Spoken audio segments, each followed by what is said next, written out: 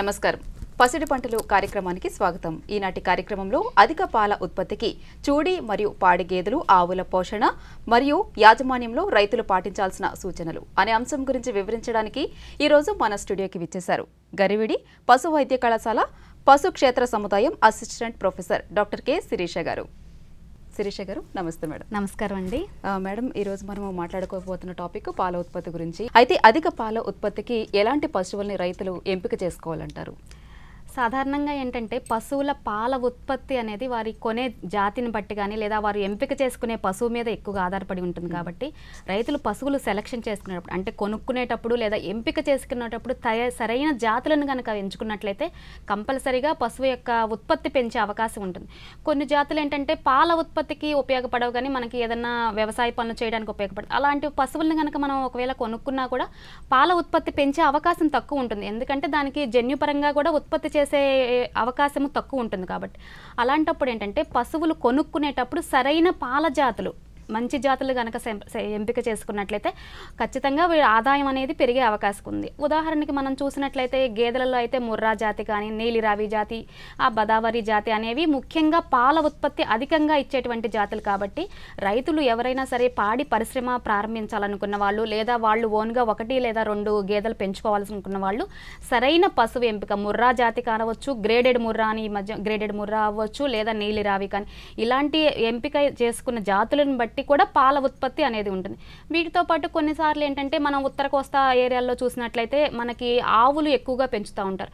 So ఈ ఆవుల్లో కూడా పాలు ఇచ్చే ఆవు జాతులు కొన్ని వేరుగా ఉంటాయి. ఉదాహరణకి గిర్రు కానివ్వండి, సాహివాలు, రెడ్ సింధి అలాంటి జాతులు, రతి ఇలాంటి జాతులను ఎంపిక చేసుకున్నట్లయితే వాటి నుంచి వచ్చేటువంటి పాల ఉత్పత్తి ఉదాహరణకు 10 నుంచి 12 లీటర్లు ఉంటుంది. కాబట్టి ప్రతిరోజుకి ఖచ్చితంగా వాటికి ఉత్పత్తి చేసే అవకాశం ఎక్కువ ఉంటుంది. మనం ఇచ్చేటువంటి దానా ద్వారా కొన్ని యాజమాన్య పద్ధతులు చేపట్టడం వల్ల కూడా ఇంకొంచెం అధికంగా పాల ఉత్పత్తి పెంచవచ్చు.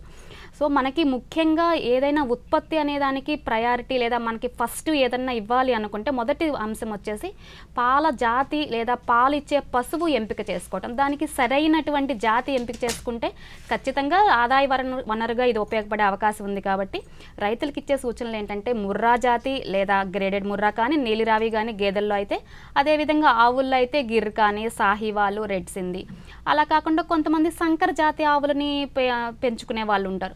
వాళ్ళకి ఏంటంటే ఉష్ణోగ్రత తక్కువగా ఉన్న ఏరియాల్లో ఏంటంటే మనకి జెర్సీ సంకర జాతిని ఉపయోగించుకొని వాటిని కనుక రేర్ చేసుకున్నట్లయితే వారికి పాల ఉత్పత్తి ఆదాయం ఎక్కువగా వస్తుంది.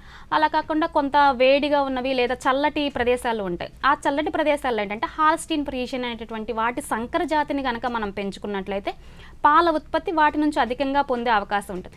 అంటే దీనిని బట్టి మనం రీజియన్ కానీ లేదా మన యొక్క ప్లేస్ను బట్టి కూడా మనం ఒక జాతిని ఎంపిక చేసుకునేటువంటి తీరు మారుతూ ఉంటుంది. సో రైతులు వాళ్ళ ఉన్న స్థలాన్ని లేదా వారు ఉన్న ఏరియాని బట్టి వాళ్ళు జాతిని ఎంపిక చేసుకోవడంలో తగు జాగ్రత్తలు తీసుకున్నట్లయితే పాల ఉత్పత్తి అధికంగా ఉంటుంది. దీంతో పాటు ఏంటంటే కొన్నిసార్లు జనరల్గా సంతలకు వెళ్ళి అలా కొనుక్కుంటూ ఉంటారు కదండి.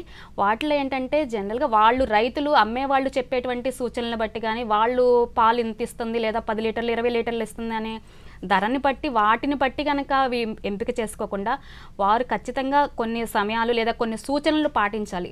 ఉదాహరణకు పాలిచ్చే పశువు, అధిక పాలిచ్చే పశువు యొక్క పాల సిరలు మీరు గమనించినట్లయితే ఆ పాల సిరలు లావుగా ఉండటమే కాకుండా చాలా బ్రాంచెస్ అంటాం విభాగాలు ఎక్కువగా ఉంటాయి. ఉదాహరణకి మనకు పొదుగు దగ్గర నుంచి ఆ పాల సిరల యొక్క బ్రాంచెస్ ఎక్కువగా ఉండి దానితో పాటు మనం ఒకవేళ చర్మం పట్టుకొని చూసినట్లయితే కొంచెం మెత్తగా ఉంటుంది.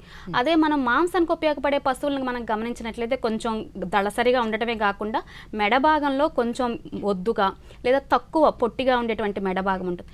సో మనం ఎంపిక చేసుకునేటప్పుడు మంచి జాతి అయినప్పటికీ కూడా పాడి పశువు ఎంపిక చేసుకునేటప్పుడు శరీర ఆకృతిని కూడా కొంచెం క్షుణ్ణంగా పరిశీలించిన తర్వాత ఈ పశు పోషకులు కానివ్వండి, రైతులు కానివ్వండి దాన్ని ఎంపిక చేసుకున్నట్లయితే ఉదాహరణకు త్రికోణ ఆకృతి ఉన్నటువంటి శరీర భాగాలు ఉన్న పశువుని కనుక ఎంపిక చేసుకున్నట్లయితే ఖచ్చితంగా దాని నుంచి పాల ఉత్పత్తి అధికంగా మనం ఊహించుకోవచ్చు.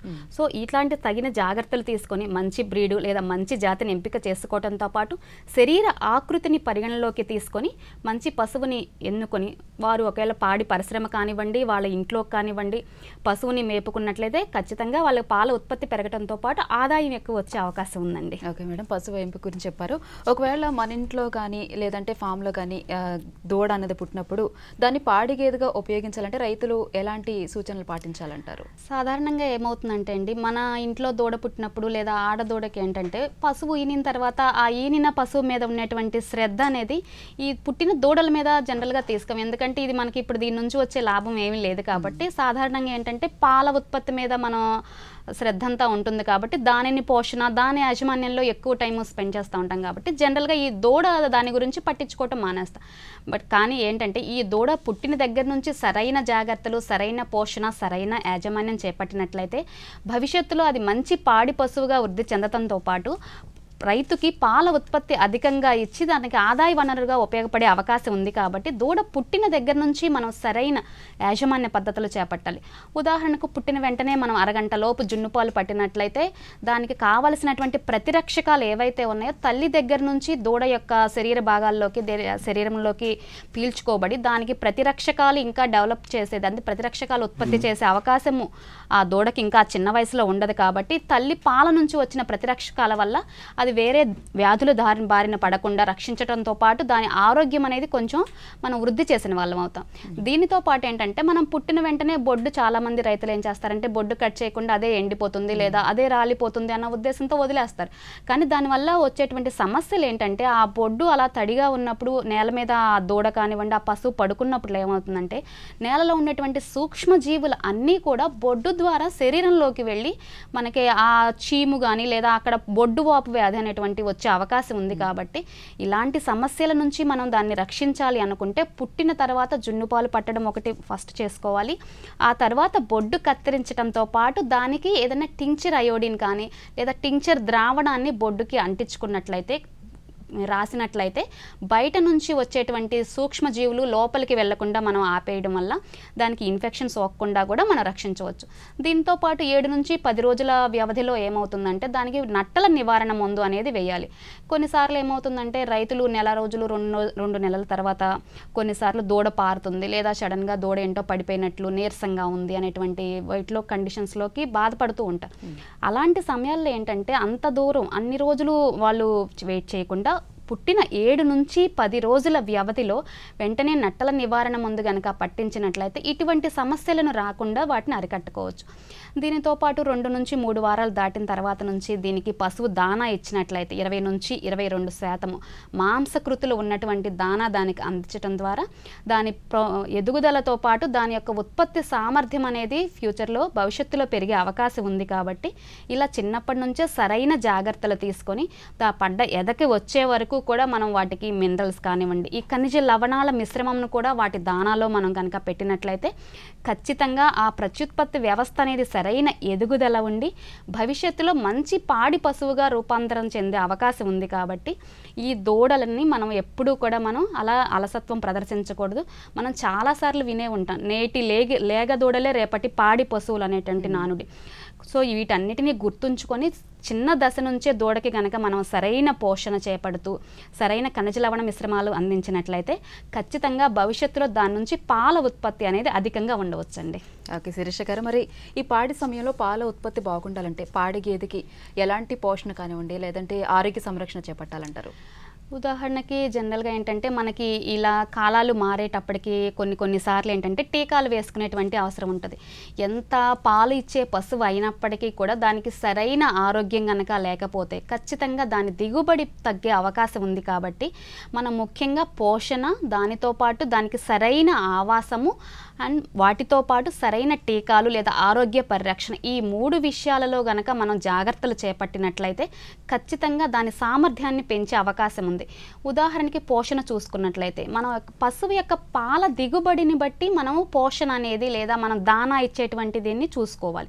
ఉదాహరణకు పశువు ఒకవేళ మనకి 10 నుంచి 12 లీటర్ల పాలు ఇస్తుంది అనుకోండి, ప్రతి 2 లీటర్ల పాలకి 1 కేజీ దానా మిశ్రమాన్ని మనం పచ్చగడ్డితో పాటు కనుక అందించగలిగామంటే ఆ దానా ఇవ్వడం వల్ల పాల ఉత్పత్తి పెరగడంతో పాటు దాని యొక్క శరీరంలో పోషకాలు నిల్వ చేసుకునే అవకాశం కూడా ఎక్కువ ఉంటుంది. కాబట్టి దానా విషయం కానీ కానివ్వండి, పచ్చగడ్డి విషయం కానివ్వండి, సరైన జాగ్రత్తలు తీసుకోవాలి. ఉదాహరణకు కొంతమంది ఏం చేస్తారంటే పచ్చగడ్డి ఇస్తున్నాము, దానా ఇస్తున్నాం, కానీ మనం ఎండుగడ్డి ఇవ్వాల్సిన అవసరం లేదు అని అనుకుంటారు. కానీ అలాంటిది ఎప్పుడూ చేయకూడదండి. మనం పచ్చగడ్డి ఇచ్చినా లేదా దానా ఇచ్చినా వాటితో పాటు ప్రతి పశువుకి కూడా 5 నుంచి 6 కేజీలు ఎండుగడ్డి ఇచ్చినప్పుడు మాత్రమే మనకి పాల దిగుబడితో పాటు దానిలో వెన్న శాతం అనేది చాలా అధికంగా ఉంటుంది. మనం బయట చూసినట్లయితే పాల కేంద్రాల్లో కావచ్చు, లేదా మనం రైతులు ధర నిర్ణయించేటప్పటికి మనకు వాళ్ళు ప్రత్యేకంగా చూసే అంశం వచ్చేసి దాంట్లో ఉండేటువంటి వెన్న శాతం. ఈ వెన్న శాతం సరైన స్థితిలో ఉండాలి అంటే ఖచ్చితంగా పచ్చగడ్డితో పాటు 5 నుంచి 6 కేజీల ఎండుగడ్డి ఖచ్చితంగా ఇవ్వాలి. ఈ పచ్చగడ్డి పశుగ్రాసాల్లో కూడా ఏంటంటే మనకి లెగ్యూమ్ అంటే పప్పు జాతి పశుగ్రాసాలతో పాటు ఈ కాయ జాతి పశుగ్రాసాలు, ఈ 2 రకాల పశుగ్రాసాలని దాంట్లో దానాలో పెట్టుకుంటూ ఉంచినట్లయితే ఉత్పత్తి దాని సామర్థ్యం ఎంతవరకు ఉంటుందో అంతవరకు ఆ పశువు పాల ఉత్పత్తి చేసే అవకాశం ఉంది. వీటితో పాటు మనం చెప్పినట్లు ఆవాసం అంటున్నాం. ఖచ్చితంగా మనం ప్రత్యేకమైన పరిస్థితులు లేదా కష్టాలు సరిగా ఉండి నీట్గా వేసేటువంటి పేడ కావచ్చు లేదా వ్యర్థాలు కావచ్చు ఎప్పటికప్పుడు తీసివేస్తూ ఉండి దానికి సరైన ఆవాసము లేదా అది కదలడానికి లేదా అది ప్రత్యేకంగా నడవడానికి ఖచ్చితంగా ప్లేసు లేదా స్థలము ఉన్నప్పుడు మాత్రమే దాని యొక్క ప్రొడక్షన్ అనేది లేదా దాని యొక్క ఉత్పత్తి అనేది బాగుంటుందండి. వీటితో పాటు ఇంకొక ముఖ్యమైన అంశం ఏంటంటే ఆరోగ్య పరిరక్షణ.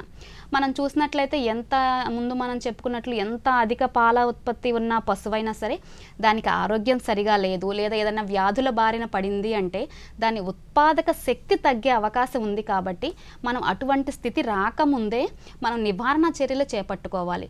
ఉదాహరణకి మనకి చలికాలము లేదా దీనికి వర్షాకాలం ముందు వస్తుంది. ఆ వర్షాకాలం వచ్చేటప్పటికి ఏంటంటే వ్యాధుల బారిన పడే అవకాశాలు ఎక్కువగా ఉన్నాయి. కాబట్టి ఆ టైంలో మనకి ఎక్కువగా మనం వ్యాపించే వ్యాధులు వచ్చేసి గాలికుంటు వ్యాధులు అంటాము. దాంతోపాటు హెచ్ఎస్ బీక్యూ అని అంటాం కదా, దొమ్ము వ్యాధి. వీటన్నిటికీ కూడా మనకి డిపార్ట్మెంట్ వాళ్ళు కానివ్వండి, ఏహెచ్డి పశుసంవర్ధక శాఖ వాళ్ళు మనకి రెగ్యులర్గా టీకాలు వేస్తున్నారు. కాబట్టి ప్రతి 6 నెలలకు ఒకసారి రైతు సోదరులు వాళ్ళని సంప్రదించి ప్రతి 6 నెలలకు ఒకసారి టీకాలు వేయించుకున్నట్లయితే ఈ గాలికుంటు వ్యాధి కానీ దమ్ము వ్యాధి కానీ వీటి బారిన పడకుండా పశువు యొక్క ఆరోగ్యం బాగుండటంతో పాటు వాటి యొక్క ఉత్పాదక శక్తి అనేది దాని ఎంతవరకు అది ఇవ్వగలదో మనం పాలు దాని నుంచి అధిక దిగుబడి పొందే అవకాశం ఉంది. దీంతో పాటు ఏంటంటే సాధారణంగా ప్రతి 3 నెలలకు ఒకసారి నట్టల నివారణ మందు వేసినట్లయితే అది తినేటువంటి ఆహారం ఏదైనా సరే దానికి బాడీలోకి లేదా దాని శరీరంలోనికి ఇంకిపోయి పాల ఉత్పత్తికి ఉపయోగపడుతుంది. కాబట్టి మనం ఆరోగ్య పరిరక్షణ విషయంలో జాగ్రత్తలు తీసుకుంటూనే సరైన పోషణ సరైన ఆవాసం కల్పించినట్లయితే పశువు యొక్క దిగుబడి పెరగడంతో పాటు రైతుకి ఆదాయ వనరుగా ఉపయోగపడుతుందండి. మేడం, అయితే ఈ పశువులకి ఎలాంటి గడ్డి పెంచాలంటారు? అలాగే దాని విషయంలో ఈ దాణా అన్నది ఎలా తయారు చేసుకోవచ్చు అంటారు? సాధారణంగా ఇప్పుడు మనకి చాలామంది రైతులకి పశు దానా కానివ్వండి లేదా ఈ గడ్డి జాతుల మీద కొంతవరకు అవగాహన ఉంది. ఈ మధ్యకాలంలో ఏంటంటే మనకి నేపియర్ గ్రాస్ కానీ సూపర్ నేపియర్ గ్రాస్ అనేది కొంచెం ఎక్కువగా పోషకులు ఎవరైనా రైతు సోదరులు కూడా వీటిని కల్టివేట్ చేస్తూ ఉన్నారు. కాబట్టి వాటి గురించి కొంత వాళ్ళకి ఐడియా ఉండొచ్చు. అలా కాకుండా కొంతమంది ఏంటంటే ఈ మధ్యకాలంలో ఔత్సాహికులు లేదా సొంతగా ఏదన్నా స్థాపించాలి ప్రారంభించాలి అనుకునే వాళ్ళు ఏంటంటే ఈ డైరీ ఫామ్ని ఈ పాడి పరిశ్రమని ఒక ఆదాయ వనరుగా ఎంచుకుంటున్నారు. కాబట్టి వాళ్ళకి ఖచ్చితంగా ఈ గడ్డి జాతుల మీద ఈ గడ్డిని ఎలా సాగు చేసుకోవాలనే అంశం మీద వాళ్ళకి అవగాహన ఉండాలి.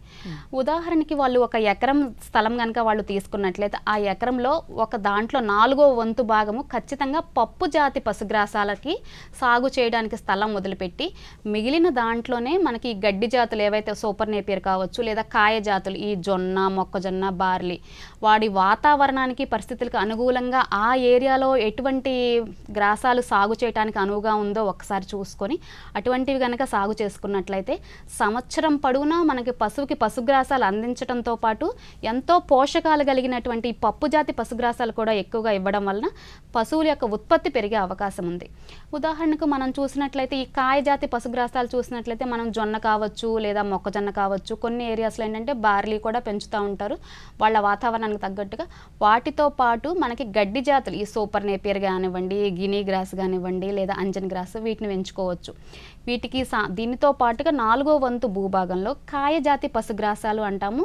ఇవి ఏంటంటే స్టైలో కావచ్చు లూసర్ను హెడ్జ్ లూసర్ను వీటిలో మాంసకృతుల శాతం వచ్చేసి 20 నుంచి 25% ఉంటుంది. కాబట్టి మనం ఎప్పుడు గడ్డి వేసినా సరే ఇంచుమించు 7 నుంచి 8 కేజీలైనా సరే మనం ఈ పప్పు జాతి పశుగ్రాసాలని వాటి దానాలో కానివ్వండి, వాటి గడ్డిలో కానివ్వండి మనం ఇంక్లూడ్ చేసినప్పుడే దానికి కంప్లీట్గా అంటే సంపూర్ణ పోషణ అంది పశువు యొక్క దిగుబడి పొందే అవకాశం ఎక్కువ ఉంటుంది. కాబట్టి మనం ఎప్పుడైనా సరే మాంసకృతులతో పాటు కార్బోహైడ్రేట్ అంటాము ఈ పిండి పదార్థాలు మాంసకృతులని కూడా సరైన పాలల్లో మనం పశువుకు అందేలా చూసుకోవాలండి. ఓకే మేడం, మరిన్ని విషయాలు మనం చర్చించుకుందాం. కార్యక్రమంలో చిన్న విరామం తీసుకుందాం.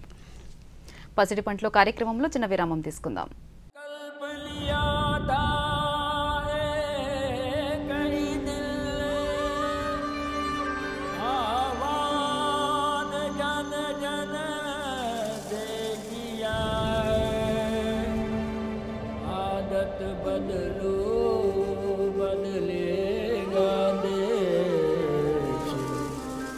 सबसे पहले मन स्वच्छ किया। नामुमकिन को हाँ मुमकिन हमने करके दिखाया है। जन जन ने हाथ मिलाकर सपना सच्चा बनाया है। सदियों से जो ना देखा किसी ने वो सपना है देखा। हाँ स्वच्छ बने भारत अपना बापू से यही है सीखा। इतिहास में है दर्ज हुई भारत की यात्रा। सत्याग्रह से स्वच्छाग्रह तक, हाँ सत्याग्रह से स्वच्छाग्रह तक। इतिहास में ये दर्ज हुई भारत की यात्रा। सत्याग्रह से स्वच्छाग्रह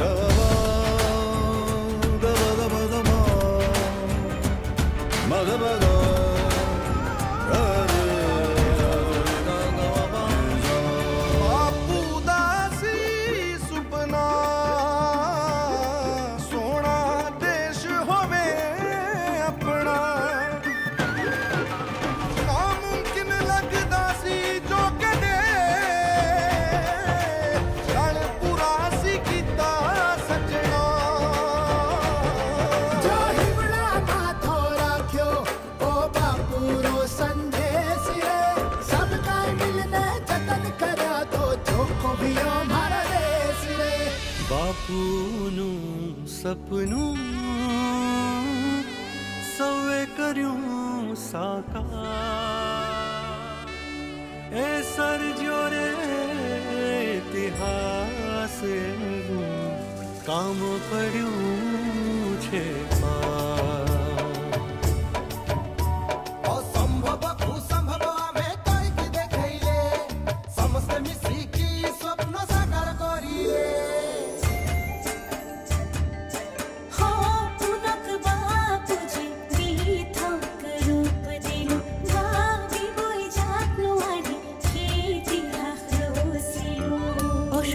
সম্ভব মোরা করতে পেরেছি।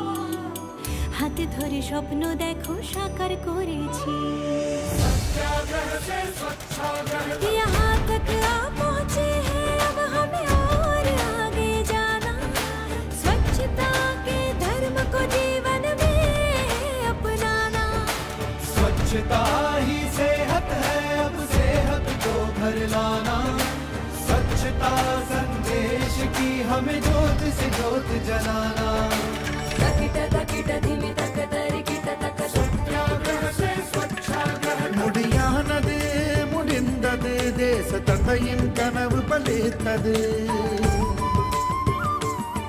कईयोडु कई नैंददे पुदिय सरित्तिरम पडैतदे। इंडिया तूय्मय्यानदे कलसि मनं चूसामि स्वप्नं। स्वच्छमैंदि मन भारतदेशं।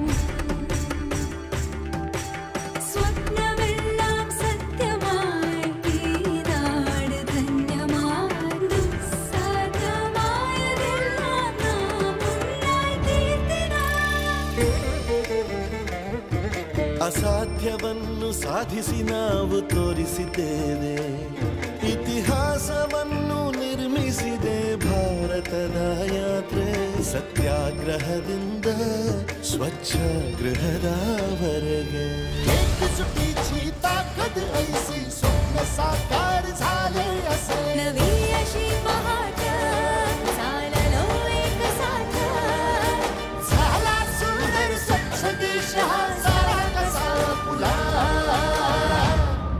भारतस्य इतिहासेषु सुवर्णकान्ति सदृश्यः स्वप्नं जातं परिपूर्णं स्वच्छ भारतं नमाम्यहम्। सत्याग्रह से स्वच्छाग्रह तक, सत्याग्रह से स्वच्छाग्रह तक। बापू संगोसी हो सुकुन, सत्याग्रह से स्वच्छाग्रह तक, साफ होया है भारत अपना, सत्याग्रह से स्वच्छाग्रह तक, भारत मुहिंजो साफ थियो, सत्याग्रह से स्वच्छाग्रह तक, रचनी हम इतिहास के। सत्याग्रह से स्वच्छाग्रह तक।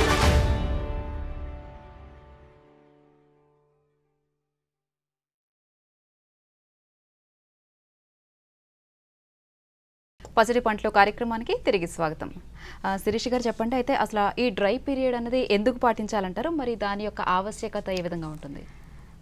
డ్రై పీరియడ్ అంటే జనరల్గా ఏంటంటే మనం పశువు యొక్క చూడి కాలము నిండే సమయము లేదా ఈనటానికి దగ్గరగా ఉన్న సమయంలో ఏంటంటే కొంత సమయం దానికి విరామం ఇవ్వడానికి మనం డ్రై పీరియడ్ అనేది మెయింటైన్ చేస్తాం. అంటే ఎండగట్టడం అంటాం కదా, అలా మామూలుగా ఏంటంటే ఫస్ట్ మొదట ఉన్న 7 నెలలకి సరైన పోషణ ఇస్తూనే మామూలుగా ఇవ్వాలి, అదనంగా మనమేమి ఇవ్వాల్సిన అవసరం లేదు. కానీ పశువుకి 7 నెలల చూడి నిండిన తర్వాత నుంచి ఏంటంటే ఆ పశువు కావలసిన పోషకాలతో పాటు ఆ లోపల పెండం కానీ దూడ కానీ ఎదుగుదలకు అవసరమైనటువంటి అధిక పోషకాలు మనం ఇవ్వాలి. కాబట్టి ఈ 7వ నెల వయసు నుంచి మనం అధిక పోషకాలు ఇస్తూ దానికి సరైన రెస్ట్ ఇచ్చినట్లయితే, అంటే ఉదాహరణకి ఈ ముందు పాల ఉత్పత్తి చేసేటప్పుడు లేదా ఈ పాడి సమయంలో ఏంటంటే పశువులో ఉన్నటువంటి మన పోషకాలు కానివ్వండి నిల్వలన్నీ కూడా ఆ పాల దిగుబడికి పాల ఉత్పత్తికి మొత్తం కూడా అయిపోయి ఉంటాయి. ఈ తర్వాత వచ్చేటువంటి ఈతకి లేదా ఈనిన తర్వాత పాల ఉత్పత్తికి కొన్నిసార్లు మనం సరైన పోషణ ఇవ్వకపోతే లోపల ఉన్నటువంటి నిల్వలన్నీ కూడా వాడుకొని పశువు బలహీనం అయ్యే అవకాశం ఎక్కువ ఉంటుంది. కాబట్టి ఈ పోయినటువంటి పోషకాలని వచ్చే ఈతలో దాని పోషకాలకి లేదా ఉత్పత్తికి సరిపోను పోషకాలను నిల్వ చేసుకోవడానికి ఏంటంటే ఈ ఎండిపోయే సమయం డ్రై పీరియడ్ సమయంలో మనకు సరైన పోషణ ఇస్తూ సరైన రెస్ట్ అంటాం కదా, దాన్ని అలా దానికి కొంచెం కనుక టైం ఇచ్చినట్లయితే ఖచ్చితంగా ఆ పోషకాలు నిల్వ చేసుకోవడంతో పాటు ఈ తర్వాత వచ్చేటువంటి ఈతలో దిగుబడి ఎక్కువ వచ్చే అవకాశం ఉంటుంది.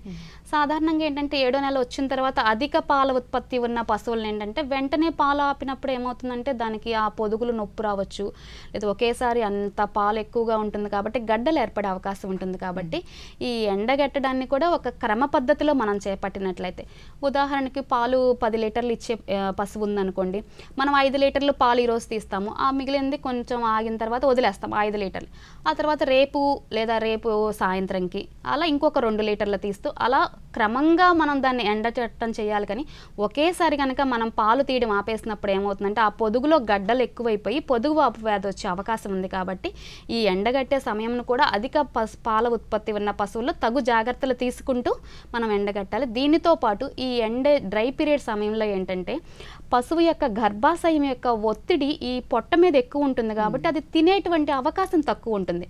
కాబట్టి ఈ సమయంలో పోషణ మీద కూడా తగిన జాగ్రత్తలు తీసుకోవాలి. ఉదాహరణకి ఏంటంటే తినగానే శక్తిని ఎక్కువ ఇచ్చేటువంటివి తక్కువ క్వాంటిటీలో ఫ్యాట్ కానివ్వండి, ఆయిల్, కొవ్వు పదార్థాలు ఎక్కువ కనుక వాటి యొక్క దానాలో మనం పెట్టినట్లయితే ఖచ్చితంగా శక్తిని ఇవ్వడంతో పాటు ఇమీడియట్గా వాటికి కావాల్సిన పోషకాలన్నీ కూడా తక్కువ మనం పెట్టినా కూడా దాన మొత్తం బిడ్డ ఎదగడానికి ఫీటస్ పెరగడానికి కానీ ఆ దూడ పెరగడంతో పాటు ఆ నెక్స్ట్ వచ్చేటువంటి పాల ఉత్పత్తికి దానికి నిల్వలు మెయింటైన్ చేసుకోవడానికి సరిపోతుంది.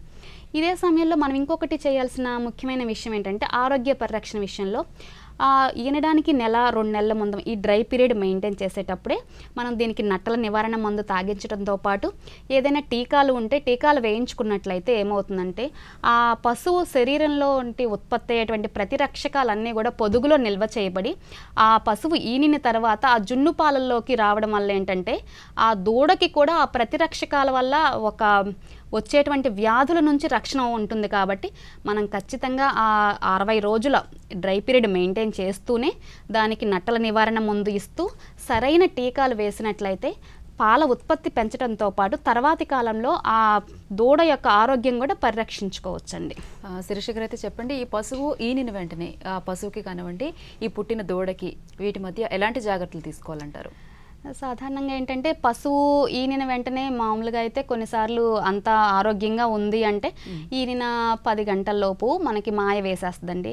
ముఖ్యంగా దీంట్లో వచ్చేటువంటి సమస్య ఏంటంటే కొన్నిసార్లు మనం ఈ డ్రై పీరియడ్ ఆల్రెడీ చెప్పుకున్నాం కదా, ఈ డ్రై పీరియడ్లో ఏమవుతుందంటే సరైన పోషకాలు లేవు, లేదా కొన్నిసార్లు దానికి పశువు బలహీనంగా ఉంది అనుకోండి, ఖచ్చితంగా ఆ లోపల ఉండేటువంటి గర్భాశయ కదలికలు తక్కువగా ఉండడం వల్ల ఏంటంటే ఆ ఫీటల్ మెంబ్రెయిన్, ఆ మాయ అంటాం కదా, ఆ మాయ అనేది కంప్లీట్గా పూర్తిగా బయటకు వచ్చే అవకాశం లేకుండా ఉండటం వల్ల ఏంటంటే కొన్నిసార్లు లోపలే కుళ్ళిపోతుంది. కాబట్టి ఇటువంటి సమస్యలు ఏదన్నా వచ్చినప్పుడు మనం తగు జాగ్రత్తలు తీసుకొని మనకి సరైన ద్రావకాలను కనుక దానికి పట్టించినట్లయితే ఆ గర్భాశయ కదలికలు ఎక్కువగా ఉండి ఆ లోపల ఉండేటువంటి మాయ పడే విధంగా చూసుకోవాలండి. మొదటిగా మనం చూడవలసింది ఈనిన తర్వాత మనకి 8 నుంచి 12 గంటలలోపు మాయ వేసిందా లేదనేది ఒకటి చెక్ చేసుకోవాలి. దానితో పాటు అది ఈనిన తర్వాత వెంటనే లోపల కదలికలు ఎక్కువ ఉండడం వల్ల జీర్ణాశయం అంత ఎక్కువగా దానా తీసుకోవడానికి కానివ్వండి, లేదా గడ్డి కూడా ఎక్కువగా తీసుకునే అవకాశం తక్కువ ఉంటుంది. సో అలాంటి సమయాల్లో ఏంటంటే దానికి బాగా తొందరగా అరిగేటువంటి జావ కానివ్వండి, లేదా దానికి మామూలుగా ఈ కదలికలు ఎక్కువగా ఉండడానికి అలా ఏదన్నా మనం రాగి జావ కానివ్వండి, లేదా ఈ ఉలవలు కానివ్వండి ఇలా వండి ఈజీగా మనం తొందరగా జీర్ణమయ్యేటువంటి పదార్థాలు ఇవ్వడం వల్ల ఏంటంటే దానికి తొందరగా శక్తిని ఇవ్వడంతో పాటు లోపల ఉండేటువంటి ఆ పేడ ఏదన్నా ఉన్నా కూడా కొంచెం కదలికలు ఎక్కువగా ఉండి జీర్ణాశయం అనేది శుభ్రపడడానికి ఉపయోగపడుతుంది. ఆ తర్వాత పశువుని శుభ్రంగా కడిగి ఒకవేళ మాయ వెయ్యని పరిస్థితి ఉంటే మాత్రం ఖచ్చితంగా పశు వైద్యుని సంప్రదించాలి. 12 గంటల కంటే ఎక్కువ అవుతుండేటప్పటికి ఏంటంటే లోపల కుళ్ళిపోయి మొత్తం గర్భాశయం ఈసారి ఈతకి పనికి రాకుండా అయిపోయే అవకాశం ఉంటుంది. కాబట్టి ఇలాంటి సమయాల్లో ఖచ్చితంగా జాగ్రత్తలు తీసుకోవాలి. దీనితో పాటు కొన్నిసార్లు ఏమవుతుందంటే పొదుగు వాపు వ్యాధి వచ్చే అవకాశం ఉంటుందండి. పశువు ఈనిన వెంటనే కొన్నిసార్లు మనం చెక్ చేసుకున్న తర్వాత జస్ట్ ఆ పొదుగులో ఏదన్నా గడ్డలు ఉన్నాయా, లేదా ఏదన్నా కొంచెం పాలలో ఏదన్నా తేడా ఉందా అని మనం ఒకసారి చూసుకున్న తర్వాత అవి మొత్తం బాగానే ఉంది అనిపిస్తేనే మనం ఈ దూడకి పాలు పట్టించాలి. సాధారణంగా ఏంటంటే మనం ఇందాక చెప్పుకున్నట్లు ముర్రుపాలు యొక్క ఆవశ్యకత అందరికీ తెలుసు. ఈనిన తర్వాత అరగంటలోపే దూడకి కనుక మనం ఆ ముర్రుపాలు పట్టించినట్లయితే దానిలో ఉండేటువంటి ప్రతిరక్షకాలు అన్నీ కూడా దూడకి లోపలికి శరీరంలోనికి రక్తంలోనికి ప్రవేశించి దానికి వ్యాధులు సోకకుండా ఉపయోగపడతాయి. కాబట్టి మనం ఇలాంటి విషయంలో తగు జాగ్రత్తలు తీసుకొని ఈనిన వెంటనే మనం జున్నుపాలు పట్టించడంతో పాటు దానికి సరైనటువంటి దానా ఇస్తూ శుభ్రపరిచినట్లయితే మనం తర్వాత దిగుబడి బాగుండే అవకాశం ఉంటుందండి. ఓకే మేడం, అయితే కొన్ని సందర్భాల్లో పశువు ఈనిన వెంటనే పాల ఉత్పత్తి అనేది తగ్గిపోతూ ఉంటుంది. దీనికి గల కారణాలు ఏంటి, మరి దీన్ని ఎలా అధిగమించవచ్చు అంటారు? పశువు ఈనిన తర్వాత ఎక్కువగా ఏంటంటే అధిక పాల ఉత్పత్తి ఉన్న పశువుల్లో మనం ఎక్కువగా చూసేటువంటి సమస్య పాల జ్వరం అండి. ఇది రైతు సోదరులందరికీ ఎంతో కొంత అవగాహన ఉండే ఉంటుంది. ఇది ముఖ్యంగా ఏంటంటే పాల ఉత్పత్తి అధికంగా ఉన్న పశువుల్లో వస్తుంది. దీన్ని మిల్క్ ఫీవర్ అంటాం, లేదా పాల జ్వరం అంటాం. ఇప్పుడు బాడీ దాని శరీరంలో ఉన్నటువంటి పోషకాలు కానివచ్చు, కాల్షియం ముఖ్యంగా ఆ వచ్చే పాల ద్వారా మొత్తం డ్రైన్ అవుతూ ఉంటుంది. కాబట్టి బాడీలో అంటే దాని శరీరంలో ఎముకల్లో ఉన్న కాల్షియం కానివ్వండి, ఆ శరీరంలో ఉన్న కాల్షియం అంతా కూడా పాల ఉత్పత్తికి పాల ద్వారా బయటికి స్రవిస్తుంది. కాబట్టి పశువు అనేది చాలా వీక్ అయి బలహీనం అయిపోయి కొన్నిసార్లు లేవలేని స్థితిలోకి వస్తుందండి. కాబట్టి ఇట్లాంటి వాటిని అధిగమించాలంటే చివరి 10 రోజుల్లో దానికి విటమిన్ డి ఇంజెక్షన్ కానీ, లేదా కాల్షియం అంటాం, ఆ కాల్షియం ఖనిజాలని మనం లోపలికి ద్రవాల్లాగా పెట్టించవచ్చు, లేదా మనం రక్తంలోకి కూడా ఎక్కించుకోవచ్చు అండి. ఇలాంటి ఆ సమయంలో ఏంటంటే సాధారణంగా ఉష్ణోగ్రత అనేది 98 డిగ్రీలకు తగ్గిపోతుంది. కాబట్టి మనం పశువైద్యుని సంరక్షణలో వాళ్ళ చూస్తున్నప్పుడే మనం ఒకసారి వాళ్ళని సంప్రదించిన తర్వాతనే కాల్షియం పెట్టుకోవడం కానివ్వండి, లేదా విటమిన్ డి ఇంజెక్షన్స్ కానీ తీసుకున్నట్లయితే ఈ పాల జ్వరాలని అధిగమించుకోవచ్చు. దీంతో పాటు ఇంకొకటి మనం సాధారణంగా రైతులు ఎదుర్కొనేటువంటి సమస్య పొదుగు వాపు. ఇందాక ఆల్రెడీ మనం చెప్పినట్లు ఎక్కువగా పాలు ఒక్కొక్కసారి తీయకుండా అలా ఉంచేస్తున్నప్పుడు లోపల గడ్డలు ఉండి రావచ్చు, లేదా పాలు తీసిన తర్వాత ఏంటంటే మనం సరిగా కడగకపోవడం వల్ల కూడా పొదుగుని బయట నుంచి వచ్చేటువంటి ఆ ఇన్ఫెక్షన్ కానివ్వండి, లేదా ఆ పేడలు అవి పడుకున్నప్పుడు ఆ పొదుగు ద్వారా లోపలికి ఇన్ఫెక్షన్ రావడం వల్ల కానీ మనకి పొదుగువాపు వ్యాధి వచ్చే అవకాశం ఉంది. కాబట్టి ఈ పొదుగుబాపు వ్యాధి గుర్తించిన వెంటనే ఏదైనా గడ్డలైనా కానివ్వండి, లేదా కొన్నిసార్లు ఏంటంటే పాలల్లో కుదుపుల్లాగా వస్తాయండి, కొన్నిసార్లు పాలల్లో రక్తం కూడా రావచ్చు. ఇలాంటివి గుర్తించిన వెంటనే ఆ రోజే మనం ఒకవేళ ట్రీట్మెంట్ చికిత్స ప్రారంభించినట్లయితే తొందరగా రికవర్ అయ్యే ఛాన్స్ ఉంటుందండి, అవకాశం. కొన్నిసార్లు లేట్ అయ్యే కొందుకు ఏంటంటే 2 రోజులు 3 రోజులు గడిచే కొందుకు ఏంటంటే కొన్నిసార్లు ఆ సిర మొత్తం కూడా గడ్డగట్టిపోయి పాల ఉత్పత్తి అనేది పూర్తిగా తగ్గే అవకాశం ఉంటుంది. కాబట్టి పశు పోషకులు ఎప్పుడైనా సరే ఈనిన తర్వాత కావచ్చు, లేదా ప్రతి పాలు తీసే ప్రతిరోజు కూడా ఒకసారి పొదుగుని అలా పట్టుకొని చూడడంతో పాటు మొదటి పాలు మనం తీసినప్పుడు దాంట్లో గడ్డలు ఏమన్నా ఉన్నాయా, కలర్ రంగు ఏమన్నా మారిందా అనేది కొంచెం చూసుకుంటా ఉన్నట్లయితే చికిత్స అనేది వెంటనే పొదుగువాపు గమనించిన వెంటనే చికిత్స ఇచ్చినట్లయితే ఇటువంటి సమస్య నుంచి మనం త్వరగా బయటపడొచ్చండి. మేడం, అయితే ఈ చూడి పాడి పశువుకి దాణా ఎలా తయారు చేయాలంటారు?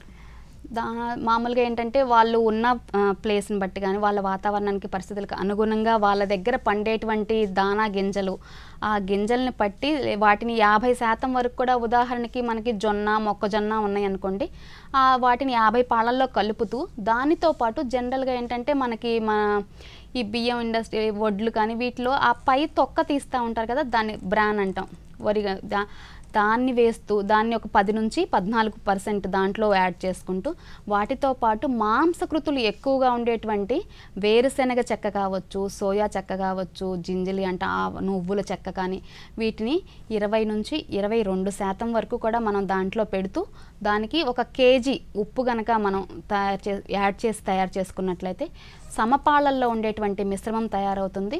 దాంతోపాటు దాన్ని నిల్వ ఉంచుకునే పద్ధతులు కూడా కొంచెం జాగ్రత్తగా చూసుకోవాలి. సాధారణంగా ఏంటంటే వర్షాకాలంలో దానా తయారు చేసుకున్నప్పుడు ఏంటంటే మనం ఉదాహరణకి వేరుశెనగ చెక్కతోటి కనుక దానా తయారు చేసామంటే దాంట్లో బూజు పట్టే అవకాశం ఎక్కువ ఉంటుంది. కాబట్టి ఆ సమయంలో తక్కువ దానాన్ని తయారు చేసుకొని ఎప్పటికప్పుడు వాడుకుంటూ ఎప్పటికప్పుడు తయారు చేసుకుంటూ ఉన్నట్లయితే ఎక్కువ శాతం నిల్వ ఉండదు, కాబట్టి ఎక్కువ వృధా అయ్యే అవకాశం తక్కువ ఉంటుంది. దానితో పాటు ఏంటంటే మనం ఒకవేళ మన దగ్గర అవేమీ అవైలబుల్గా లేవు, ఈ మధ్యకాలంలో మనం సమీకృత దానా అంటున్నాం, టోటల్ మిక్స్డ్ రేషన్ TMR అంటాం. సో ఎక్కువ వింటా ఉన్నాం. అదేంటంటే మనకి పంట వ్యర్థాలు ఉన్నాయి. ఉదాహరణకు అనంతపూర్ కానివ్వండి, ఆ ఏరియాలో ఏంటంటే వేరుశెనగ పంట ఎక్కువ వేస్తూ ఉంటారు. కొన్ని గుంటూరు అటువైపు ఏంటంటే పత్తి చెక్క, అలాంటి పత్తి పంట ఎక్కువ. ఆ పత్తి కానివ్వండి, ఈ వేరుశెనగ కానివ్వండి, ఒక పంట అయిపోయిన తర్వాత ఆ పంట వ్యర్థాలని ఉపయోగించి దానికి మనకు సరైన పోషకాలు జోడించి మనం కనుక TMR కానివ్వండి సమీకృత దానా తయారు చేసుకున్నట్లయితే రైతుకి దానా ఖర్చు తగ్గడంతో పాటు సరైన పోషక విలువలు ఉన్నటువంటి దానా రావడం వల్ల దిగుబడి పొందే అవకాశం ఉంది. మన పాల దిగుబడి ఎంత ఉన్నప్పటికీ కూడా దానాకి పెట్టేటువంటి ఖర్చు ఎక్కువ అవుతూ ఉండే కొందికి రైతుకు వచ్చేటువంటి ఆదాయం తగ్గిపోతూ ఉంటుంది. సాధారణంగా ఏంటంటే 60 నుంచి 70% వరకు కూడా మనకి అయ్యే ఖర్చు చూసుకున్నట్లయితే తిండి విషయం, దాని మేపు విషయంలోనే ఎక్కువ ఉంటుంది. మనకి ఎంత జాగ్రత్తగా ఎంత వీలైనటువంటి మేపు ఖర్చు మనం తగ్గించగలిగితే ఆ పశువు యొక్క ఉత్పత్తి నుంచి వచ్చేటువంటి ఆదాయం అంత పెరిగే అవకాశం ఉంది. కాబట్టి మనం తగిన జాగ్రత్తలు తీసుకుంటూ ఆ మేపుకు అయ్యేటువంటి ఖర్చు తగ్గించడం వల్ల రైతుకి ఆదాయం పెరిగే అవకాశం ఉంటుందండి. ఓకే మేడం, అయితే ఈ పాల ఉత్పత్తి ఉంటుంది, కానీ పరిశుభ్రమైన పాల ఉత్పత్తి చేయాలంటే ఎటువంటి జాగ్రత్తలు పాటించాలంటారు?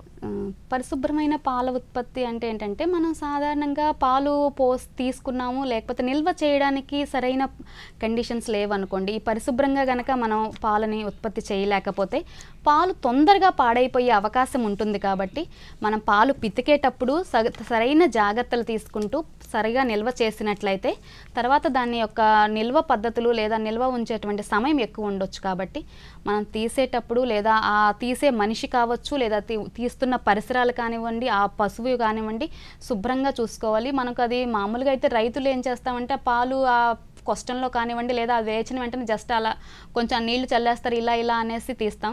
దానివల్ల ఏంటంటే దానిపైన ఉండేటువంటి ఆ మురికి కానివ్వండి, ఆ క్రిములు అనేవి ఆ పాలల్లోకి వచ్చే అవకాశం ఉంది. కాబట్టి పాలు తీసే ముందు శుభ్రంగా పొదుగు కడగటంతో పాటు వీలైతే ఏదన్నా పొడిగుడ్డతోటి శుభ్రంగా తుడిచి మనం పాలు తీసినట్లయితే ఆ పైన ఉండేటువంటి ఆ చిన్న మట్టి రేణువులు అవ్వచ్చు, లేదా కొన్నిసార్లు సూక్ష్మజీవులు కూడా ఉండే అవకాశం ఉంటుంది. కాబట్టి ఆ పాలల్లోకి ఆ సూక్ష్మజీవులు కానీ ఈ మట్టి కానీ రాకుండా మనం సరైన జాగ్రత్తలు తీసుకొని సరిగా శుభ్రంగా కడగటంతో పాటు ఈ పాలు తీసేటువంటి వ్యక్తి ఎవరైతే ఉన్నారో అతను ఆ గోళ్ళు కానీ ఇవేమీ లేకుండా లేదా కొన్నిసార్లు ఎంట్రుకలు పడుతూ ఉంటాయి, అలాంటివన్నీ చూసుకుంటూ జాగ్రత్తగా సరిగా ఒక పరిశుభ్రమైన వాతావరణంలో కనుక మనం పాల ఉత్పత్తి చేసినట్లయితే దానికి నిల్వ చేసే సమయం కూడా అధికంగా ఉంటుంది కాబట్టి అధిక ధర పొందే అవకాశం ఉంటుందండి. అయితే మేడం ఇది శీతాకాలం కాబట్టి శీతాకాలంలో ప్రత్యేకంగా ఈ పాడి పశువులకి ప్రత్యేక జాగ్రత్తలను తీసుకోవాలంటారా?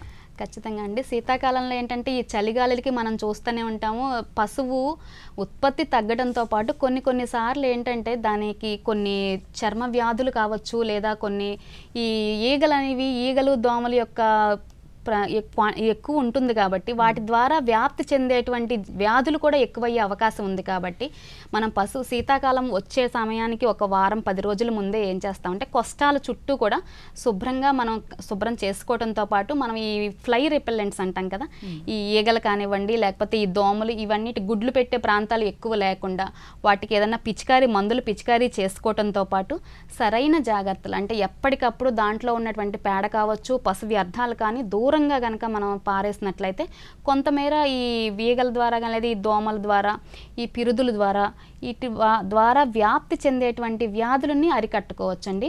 దీంతోపాటు చలిగాలులు ఎక్కువగా ఉన్న ఏరియాల్లో ఏంటంటే మనం చలిగాలు లోపలికి రాకుండా పట్టలు కట్టడం ద్వారా కానీ లేదా మనం సరైన ఆవాసం కనుక ఏర్పరిచినట్లయితే ఉత్పత్తి తగ్గకుండా మనం చూసుకోవచ్చండి.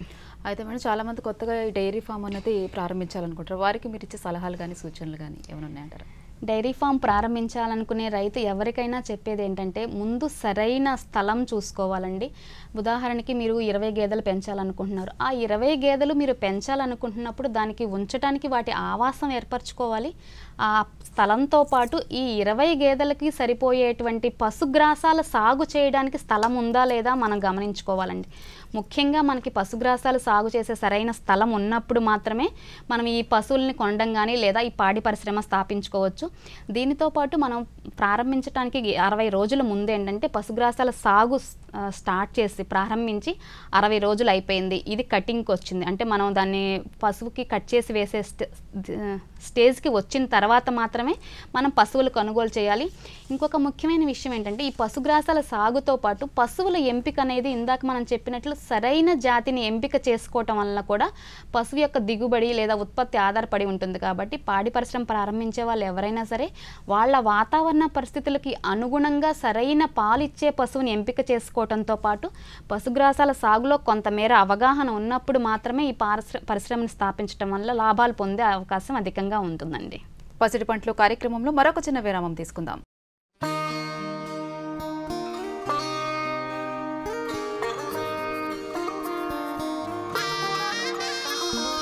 జనమంతా నిర్ణయించుకుని భారత భాగ్యం మార్చేను, అడుగు అడుగున జనమంతా మోదీజీ వెంట నడిచేను.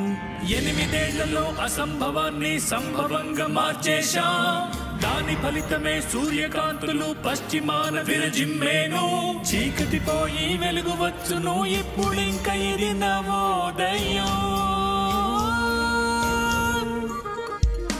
ఈ భారతము నవభారతము, ఈ భారతము నవభారతము, ఈ భారతము నవభారతము, ఈ భారతము నవభారతము, ఈ భారతము నవభారతము, ఈ భారతము నవభారతము, ఈ భారతము నవభారతము, ఈ భారతము నవభారతము. వందే మాతరం, వందే మాతరం, వందే మాతరం, వందే మాతరం. విశ్వమంతటా భారతదేశపు విజయ ఢంకా మోగేను, ఉక్రెయిన్లు విజయం సాధించేను మన ఆపరేషన్ గంగా. ఈ 8 ఏళ్లలో భారత్లో సంచార విప్లవం సాగేను, ఎటు చూసినా ఇంటర్నెట్ ప్రతి చేతిలోన యూపీఐ. రైతన్నలు తమ పంటలకు సరిధరను పొందగా చూశాము, మహిళా మణులు గౌరవాన్ని పొందుతుండగా చూశాము. విశ్వవేదికన ప్రతిధ్వనించెను భారత కీర్తుల గానమే. ఈ భారతము నవ భారతము ఈ భారతము నవ భారతము ఈ భారతము నవ భారతము ఈ భారతము నవ భారతము ఈ భారతము నవ భారతము ఈ భారతము నవ భారతము ఈ భారతము నవ భారతము ఈ భారతము నవ భారతము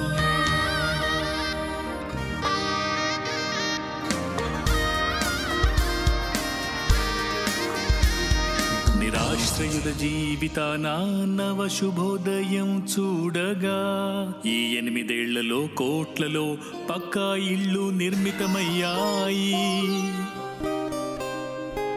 కరోనా వంటి మహమ్మారితో పోరాడింది భారతం. కోట్లాది మందికి ఫ్రీ వ్యాక్సిన్ ఇచ్చి ఆదర్శమయ్యను భారతం. విశ్వమంతటికి భారత్ పై కొత్త ఆశలు చిగురించే ఆత్మనిర్భరమయ్యను భారత్. పేదరికం తగ్గగా వెనుకబడిన వారికి గుర్తింపు, దళితులకు సంక్షేమం కలిగే భారతదేశం అంటే ఏమిటో విశ్వమంతటికి విదితమయ్యే.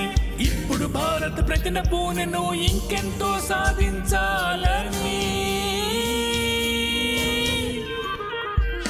ఈ భారతము నవ భారతము ఈ భారతము నవ భారతము ఈ భారతము నవ భారతము ఈ భారతము నవ భారతము. వందే మాతరం వందే మాతరం. పచ్చడి పంటలు కార్యక్రమానికి తిరిగి స్వాగతం. మేడం చెప్పండి, ఈ మధ్యకాలం మనం సైలేజ్ అని వింటా ఉన్నాం కదా, దాని గురించి ఏదని చెప్పండి మేడం. ఈ సైలేజ్ అంటే మాగుడు గడ్డి అంటామండి. దీన్ని మామూలుగా ఏంటంటే ఈ పశుగ్రాసాలు ఎక్కువ ఉత్పత్తి ఉన్న సమయంలో, ఉదాహరణకి ఈ వర్షాకాలం కావచ్చు, ఈ శీతాకాలంలో ఏంటంటే మనకి పశుగ్రాసాలు ఎక్కువగా లభిస్తూ ఉంటాయి.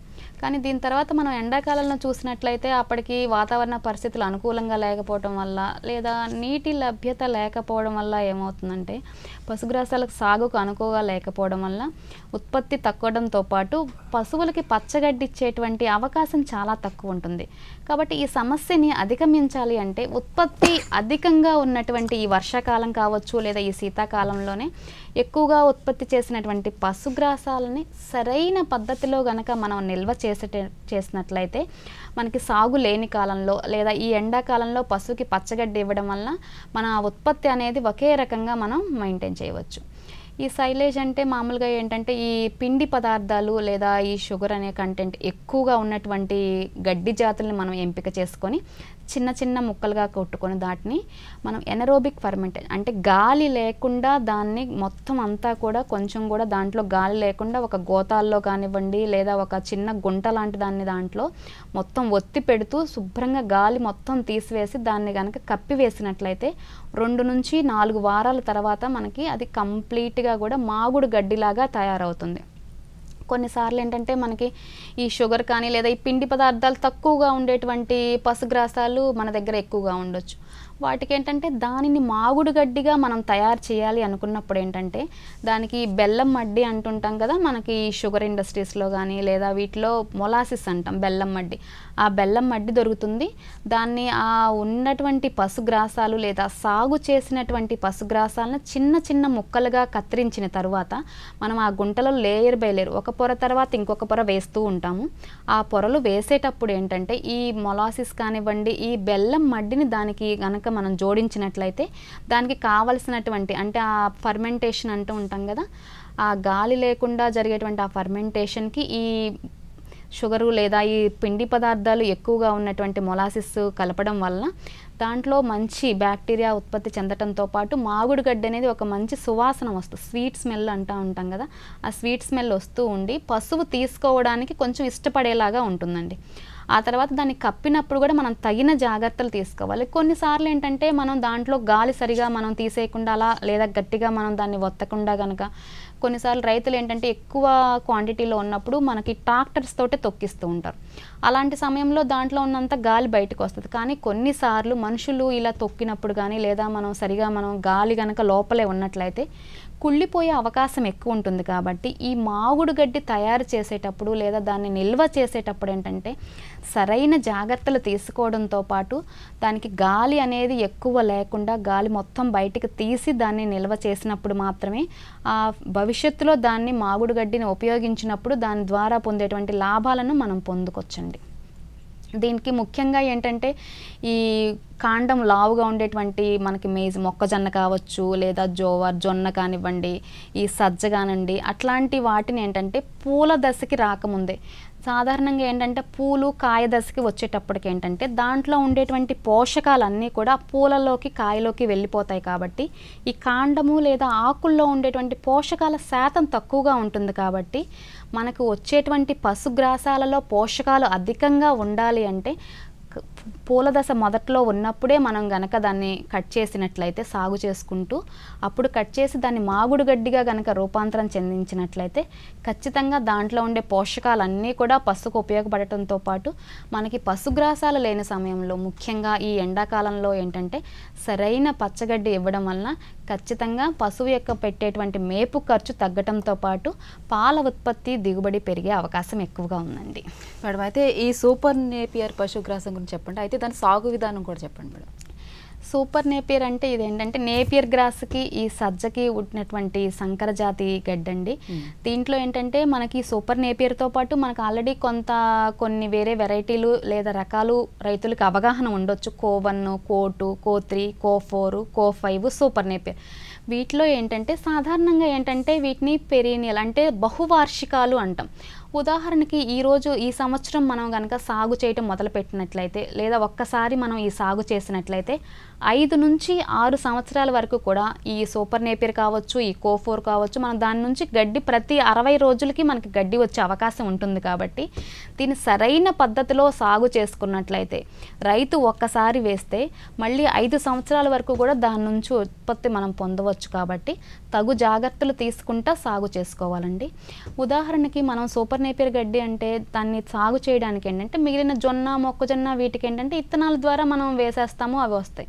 కానీ ఇందులో ఏంటంటే విత్తనాల ఉత్పత్తి ఉండదు. కాబట్టి ముక్కలు అంటే కాండం ముక్కలని మనము దాంట్లో నేలలో కనుక గుచ్చినట్లయితే దాని నుంచి పెట్టిన 45 రోజుల నుంచి 60 రోజుల్లోపు పచ్చగడ్డి వచ్చే అవకాశం ఉంటుంది. కాబట్టి రైతు సోదరులు ఎవరైనా సరే మనం పాడి పరిశ్రమ ప్రారంభించాలనుకున్నప్పుడు లేదా సూపర్ నేపియర్ ఏంటంటే ముఖ్యంగా సూపర్ నేపియర్నే ఎంచుకోవడానికి గల ముఖ్య కారణం కూడా మనం గమనించినట్లయితే సాధారణంగా ఏంటంటే ఈ బహువార్షికాలన్నీ కూడా శీతాకాలంలో వాటి నుంచి వచ్చేటువంటి గడ్డి చాలా తక్కువ ఉంటుంది. డార్మెన్సీ పీరియడ్, నిద్ర సమయం అంటాం కదా, ఆ బహువార్షికాలన్నిటికీ డార్మెన్సీ పీరియడ్ ఉంటుంది. కానీ ఈ సూపర్ నేపియర్కి ఏంటంటే ఈ శీతాకాలంలో కూడా గడ్డి ఉత్పత్తి చేసేటువంటి ఎదుగుదల చాలా అధికంగా ఉంటుంది. కాబట్టి మనం ఇది సజెస్ట్ చేస్తామండి ఎవరైనా కొత్తగా ప్రారంభించాలనుకునే వాళ్ళకు కూడా. ఇది ఏంటంటే మనం ముక్కలుగా చిన్న చిన్న ముక్కలుగా 2 కనుపులు ఉన్న ముక్కలుగా కనుక మనం కట్ చేసి దాన్ని నేలలో మనం రోలు సాగు చేసుకునేటప్పుడు ఏంటంటే ఒక 45 డిగ్రీల యాంగిల్లో కనుక మనం గుచ్చినట్లయితే 45 రోజుల నుంచి 60 రోజుల్లో పశువుకి సరిపోను మనం గడ్డి 6 నుంచి 10 అడుగులు వచ్చే అవకాశం ఉంటుంది. కాబట్టి తగు జాగ్రత్తలు తీసుకొని సాగు చేసుకున్నట్లయితే ఎకరానికి దగ్గర 120 నుంచి 150 టన్నుల దిగుబడి వచ్చే అవకాశం ఉంది. కాబట్టి ఈ సూపర్ నేపియర్ని పెంచుకోవటం వల్ల తక్కువ ఖర్చుతోటి ఎక్కువ గడ్డి పొందే అవకాశం ఉందండి. మేడం, అయితే చివరిగా చెప్పండి మీరు రైతులకు ఇచ్చే సలహాలు, సూచనలు ఈ పాడి పశువుల గురించి. పాడి పశువుల ఉత్పత్తి లేదా ఆదాయం అనేది ఏంటంటే సరైన జాతిని ఎంపిక చేసుకోవటంతో పాటు దానికి సరిపడా పోషణ ఇచ్చినప్పుడు ఏంటంటే దాని ఉత్పత్తి అధికమవుతుంది. దానితో పాటు ఆదాయం ఎక్కువగా రావాలంటే మన దగ్గర ఉన్నటువంటి లోకల్గా ఉండే జాతులు ఎంపిక చేసుకోవాలి. దాంతోపాటు మన వాతావరణానికి తగిన లేదా ఈ వాతావరణానికి తగినట్లుగా సాగు చేసుకునేటువంటి పశుగ్రాసాలను ఎంపిక చేసుకొని రైతులు గనక ఈ పాడి పరిశ్రమలను స్థాపించిన లేదా ప్రారంభించినట్లయితే ఖచ్చితంగా ఇది ఆదాయ వనరుగా ఉపయోగపడడంతో పాటు వారి లాభాలని ఎక్కువ చేసే అవకాశం ఎక్కువ ఉందండి. ఓకే మేడం, ఈరోజు మనం అధిక పాల ఉత్పత్తికి చూడే మరియు పాడి పశువుల గురించి మాట్లాడుకున్నాం. మేడం, చాలా చక్కగా చెప్పారు. శిరీష గారు, ధన్యవాదాలు. థ్యాంక్స్ అండి. ఇది ఈనాటి పసిడి పంటలో కార్యక్రమం. మరొక కార్యక్రమంలో మళ్ళీ మీ ముందుంటాం. అంతవరకు సెలవు, నమస్కారం.